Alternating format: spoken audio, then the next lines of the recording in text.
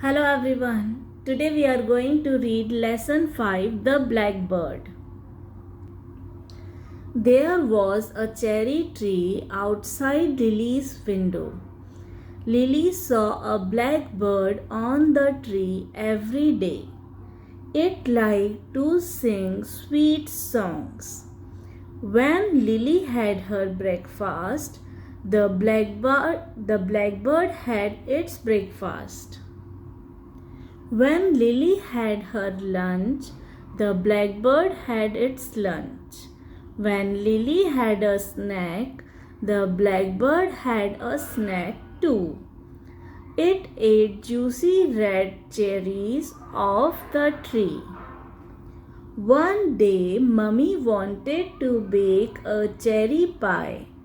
She plucked all the cherries from the tree and washed them. She rolled the dough for the pie.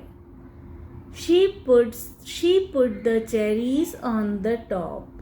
Then she put the pie in the oven to bake. When the pie was baked, Mummy took it out, but it was too hot to eat. Mummy opened the window and put the pie on the sill to cool. The blackbird flew around the tree. It could find no cherries to eat. It flew in through the open window. It saw the cherries on the pie and smiled. Then it flew away with the pie. It sat on a branch and ate the pie.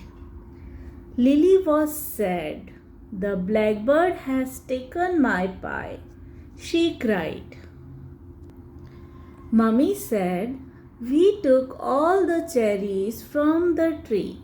The blackbird has just taken its share. I will bake another pie for you. Lily smiled at the blackbird.